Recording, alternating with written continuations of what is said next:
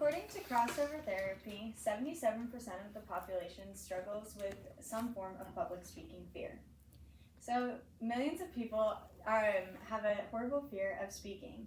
So to capture people's attention and really become an excellent public speaker can be a really hard thing to do. Maya Angelou did this. She captured people's attention and everyone was mesmerized by her. Maya Angelou is one of the most influential speakers. Still I Rise is one of her speeches that stands out among those.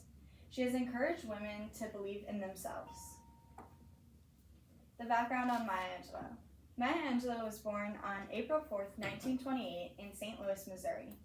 Her full name is Margaret Ann Johnson.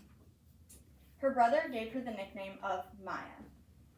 When her parents were divorced, she went to go live with her grandma in Stamps, Arkansas. When she was so traumatized by her parents becoming divorced that she went mute for 5 years. Her grandma helped her to open up and got her into poetry.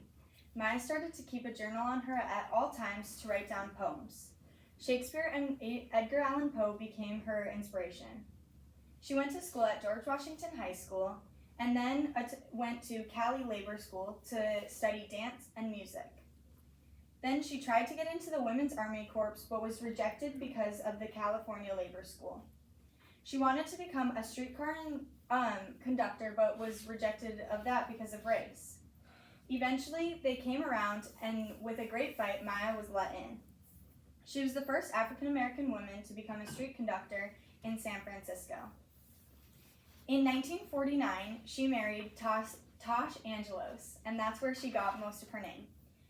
In 1952, they were divorced, but in the 1950s, she started to perform professionally. She went big in US, Europe, North Africa, and started to sell recordings. She became a big face of the civil rights movement, and she was helping women become confident in themselves. She performed Still I Rise at the Lewisham Hippodrome. It was a music hall designed by Frank Matcham, and it opened in 1911. It could hold around 3,222 people. She also performed it in 1987. Ronald Reagan was president, and many women were fighting for their rights at this time.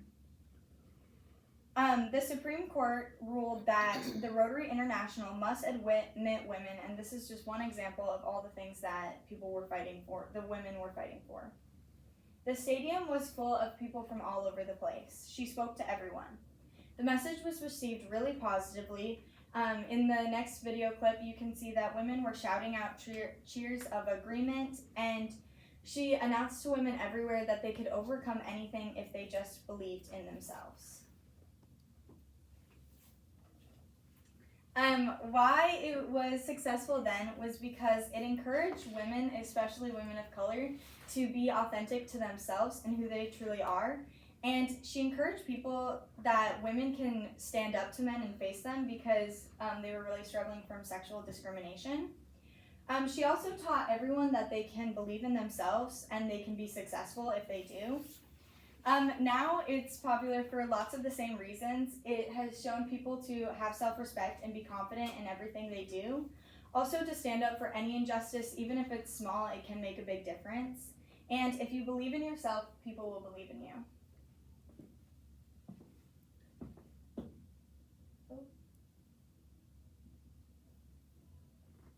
In history, with your bitter, twisted lies, you may trod me in the very dirt, but still like dust, I'll rise.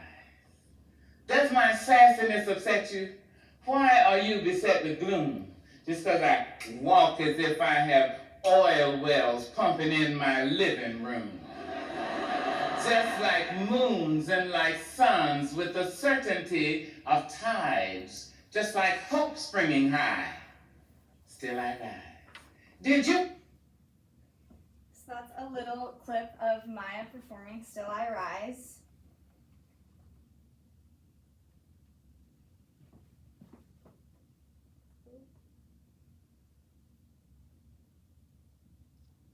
There. So she uses many different types of rhetorical devices. She uses anaphoria by repeating Still I Rise to add emphasis to what she is saying and really show how crucial it is. and how like nothing can tear her down. She also uses climax. She keeps on listing a whole bunch of reasons as to how nothing can tear her down, and she can rise above everything. And she keeps on growing in her voice to kind of reach the full potential of the speech. She also uses diacops. At the end of her speech, she continues repeating, I rise, I rise, I rise, adding a little bit more each time to really show importance behind the words and how much they mean to her.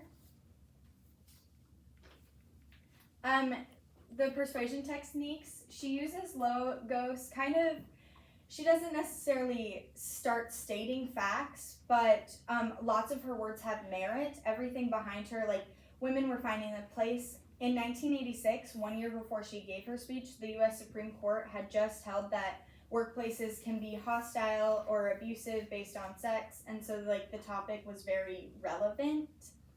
She uses ethos from her knowledge from life experience. She was forced into many challenges with her mother, and so she was also faced with racial discrimination, getting jobs, and so she has kind of learned through this knowledge of facing these struggles and then passed it on to other people through her speech. She primarily uses pathos because she likes to motivate people through her words and like her passion by adding emphasis to the words. And the way she speaks, she wants people to feel the same passion that she feels for this topic. Why will it endure? This speech was given at a time when people needed hope. Women, especially Black women, were fighting for rights. Women today can admire how impactful that was. She has encouraged thousands of people to be confident in themselves. In conclusion, Maya Angelou may be a part of that 77%, but she had the confidence to stand up and speak anyways for what is right, encouraging others to do the same. Thank you for listening to my speech.